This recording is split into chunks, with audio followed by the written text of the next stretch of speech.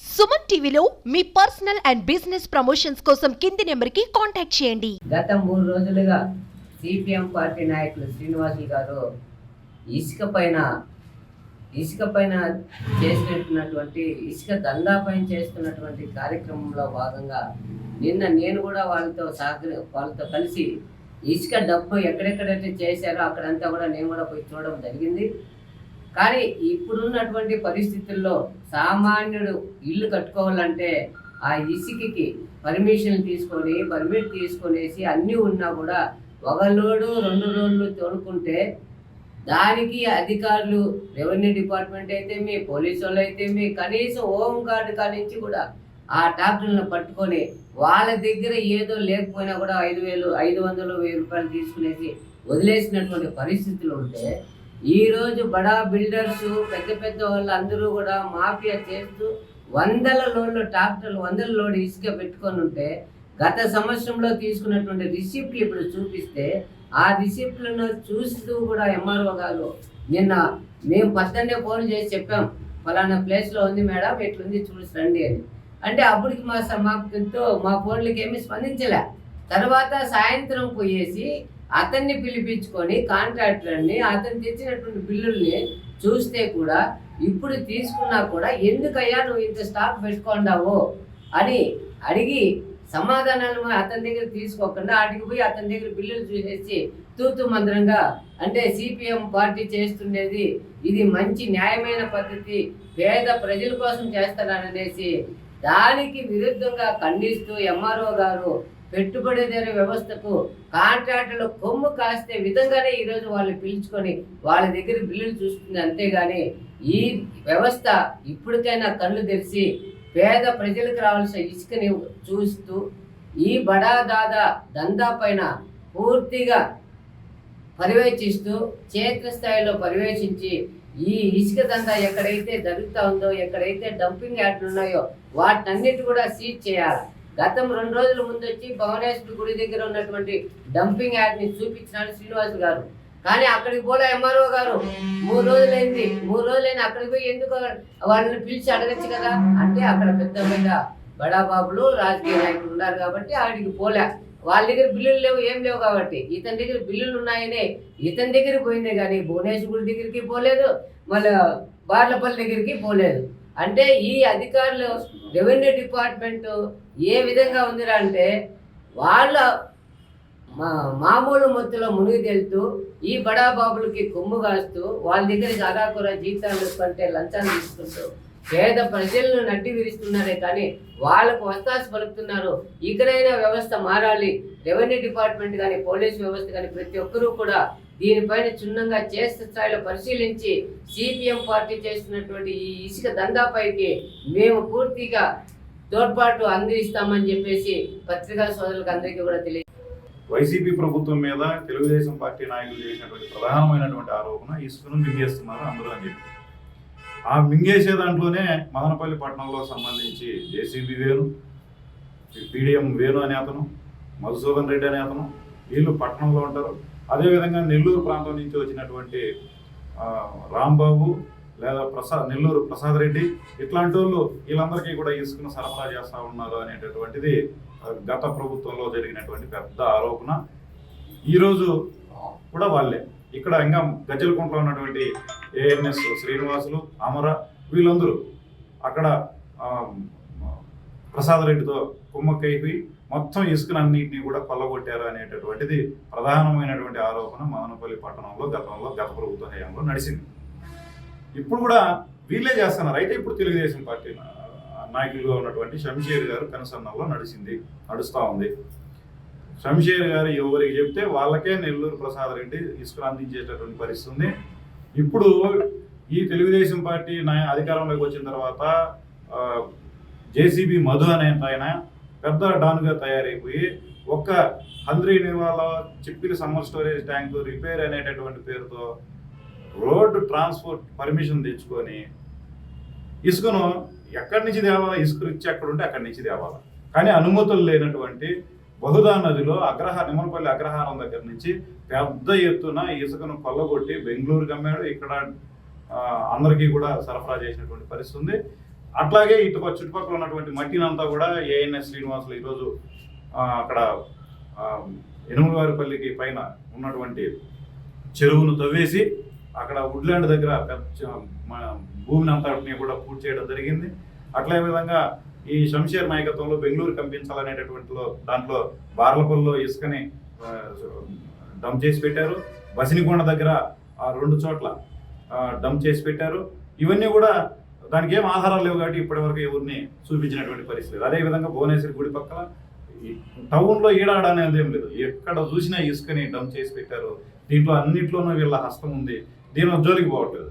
నిన్న రోజా ఫ్లాట్స్లో 2 చోట్ల ఇసుకను చూపిస్తే ఒకదాన్ని అసలు పట్టించుకోవడం, ఎందుకంటే అక్కడ కూడా రసీదులు బిల్లులు లేవు కాబట్టి అక్కడ కూడా పోలే. ఇక్కడ మాత్రం ఒక ఆయనకి అక్కడ ఉన్నటువంటి క్లాస్ 1 కాంట్రాక్టర్ ఆయన నిరంతరం ఇట్లాంటి పనులు చేస్తూ ఉంటాడు, ఎప్పటికీ బిల్లులు పెట్టుకున్నాడు. ఆ బిల్లులు ఉన్నాయి కాబట్టి ఆయన ముందుకు ఈరోజు మీడియా ముందుకు తీసుకొచ్చినటువంటి పరిస్థితి.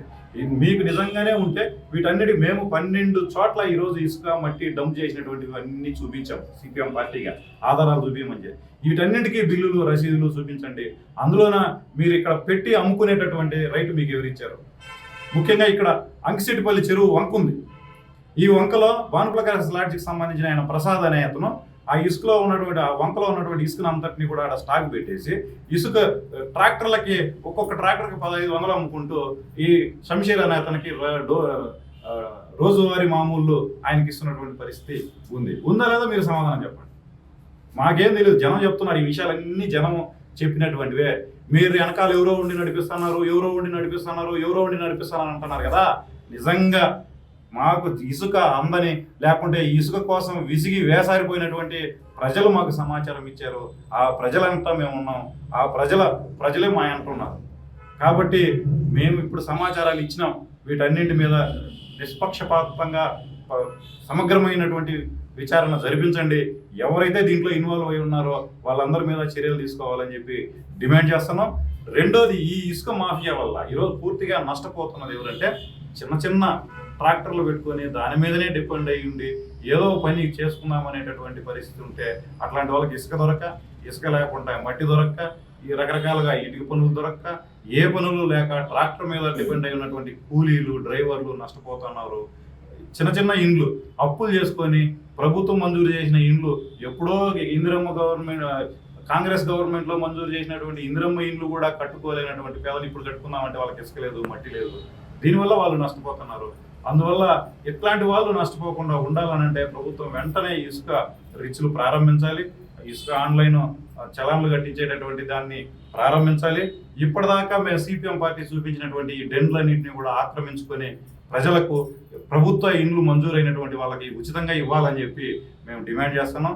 ఈ సీజ్ చేసి వాటన్నింటినీ ప్రజలకు అందేకపోతే ఖచ్చితంగా సిపిఎం పార్టీ రంగంలోకి దిగుతుంది. ఆ డెన్లన్నింటినీ కూడా ఆక్రమించుకుంటాం. పేదలను సమీకరించి వాటన్నింటినీ కూడా పంచేదానికి కూడా సిద్ధపడతాం. ఖచ్చితంగా ఈ ఉద్యమం ఆందోళనలో ఉధృతం చేస్తామని చెప్పి మీరు వ్యక్తిగతంగా ఏదో మానసికంగా ఇబ్బంది పెట్టేదానికి ఆ ఆరోపణలు రకరకాల బెదిరింపులకు పాల్పడితే భయపడేదేం లేదు. ఖచ్చితంగా మేము గట్టిగా నిలబడతాం. ఈ అవినీతి మాఫియాను అంతం చేసేంత వరకు పోరాడతాం. ఖచ్చితంగా నిలబడతాం. మీ బుట్ట బెదిరింపులకు భయపడే సమస్య లేదు. మీకు మా మీద ఏదన్నా ఆధారాలు, మా మీద మీరు చేసేటటువంటి ఆరోపణలకు ఆధారాలు ఉంటే ఖచ్చితంగా మీరే అధికారంలో ఉన్నారు, కేసులు పెట్టండి. మాకు ఇదేమి భయపడేది ఏం లేదు.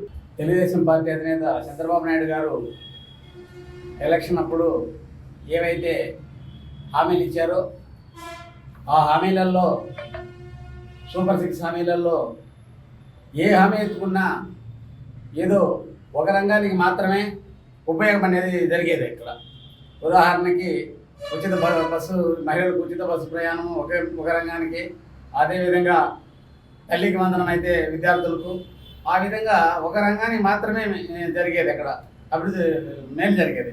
అయితే ఈ ఉచిత ఇసుక విధానం అయితే ఏదైతే ఉచితం అన్నాడో ఆ రంగంలోకి వచ్చే మనకి అనేక రంగాల్లో ఉన్నటువంటి ప్రజలకందరికీ కూడా జీవనోపాధి. అది మేస్త్రీలు అయితేనేమి, అటు ఎలక్ట్రీషియన్లు అయితేనేమి, కార్పెంటర్లు అయితేనేమి, టైల్స్ వ్యాపారస్తులు అయితేనేమి, వీళ్ళందరికీ కూడా అందరూ కూడా ఇసుక దాని మీదనే ఆధారపడి ఇవన్నీ జరుగుతూ ఉంటాయి. ఎప్పుడైతే ఈ ఇసుక ఉచిత విధానం అని చంద్రబాబు నాయుడు గారు ప్రకటించారో చాలామంది దాన్ని హర్షించి ఓట్లు వేసి ఆయన గెలిపించడం జరిగింది. అయితే అధికారం వచ్చిన తర్వాత చంద్రబాబు నాయుడు గారు అయితే ఉచితం ఉచితం అని ప్రచారంలో ఉచితం అని చెప్తూనే ఉన్నాడు, కానీ ఆచరణలోకి వచ్చేవానికి అది పూర్తిగా విరుద్ధంగా ఉంది. గత ప్రభుత్వంలో వైసీపీ ప్రభుత్వంలో ఏ రేట్లకి అయితే ఇసుక అమ్ముతున్నారో అదే రేట్లకు అమ్ముతున్నారు. ఇంకా 1000 రూపాయలు ఎక్కువగా చెప్తున్నారు, తక్కువ చెప్పట్లా. రోడ్డు పైన పోతున్నటువంటి ట్రాక్టర్ కానీ ఇసుక ట్రాక్టర్ కానీ ఒక టిప్పర్ను కానీ నిలిపి ఎంత లోడ్ అంటే ఇంచుమించు 1000 రూపాయలు ఇంకా ముందు అదే రేటు చెప్తున్నారు. ఇక్కడేమో ఉచితం ఉచితం అని ఒక ప్రచారం జరుగుతూ ఉంది. ఎక్కడ లోపం జరుగుతూ ఉంది? ఇది ఎక్కడ ఈ ఆచరణలో ఫెయిల్యూర్ అయిపోవడానికి కారణం ఏంది? ఈ విధంగా ఇది అన్వేషించిన అవసరం ఉందా లేదా? ఉదాహరణకి మన మదనపల్లిలో సిపిఎం శ్రీనివాసులు గారు అనేక ఆరోపణలు చేశాడు ఇసుక పైన. దానికి తిరిగి కౌంటర్ ఇస్తూ మేము ఎక్కడ ఇట్లాంటి ఈ ఆరోపణలకు ఎన్నింటికి కూడా మేము ఎక్కడ కూడా నీతి నిజాయితీగానే మేము ఇసుక ఉచితంగా ఇస్తున్నామే, కానీ ఇవన్నీ నిదారణమైనటువంటి ఆరోపణలు అని చెప్పేసి వాళ్ళు మాట్లాడడం జరిగింది. అయితే మరుసటి రోజు శ్రీనివాసులు గారు విత్ ఆధారాలతో సహా మళ్ళీ ఒక వీడియో రిలీజ్ చేయడం జరిగింది. ఆధారాలతో పూర్తిగా రిలీజ్ చేసిన తర్వాత ఇప్పుడు వాళ్ళు సమాధానం చెప్పాల్సిన అవసరం వాళ్ళ పైన ఉంది. ఈ విధంగా ఈరోజు ఈ ఆరోపణలన్నింటి కూడా సమాధానం చెప్తూ, అలాగే ఎక్కడైతే ఇది ఫెయిల్యూర్ అయిందో దీన్ని సక్సెస్ చేయాల్సింది. అదేవిధంగా ఇది ఎవరైతే ఇవన్నీ మాఫియాగా అలాగా మాఫియాగా తయారయ్యి ఇసుక దోపిడీ చేస్తున్నారో వీళ్ళందరిపైన చర్యలు తీసుకోవాలని చెప్పేసి పౌర హక్కుల సంఘం మేము డిమాండ్ చేస్తున్నాం.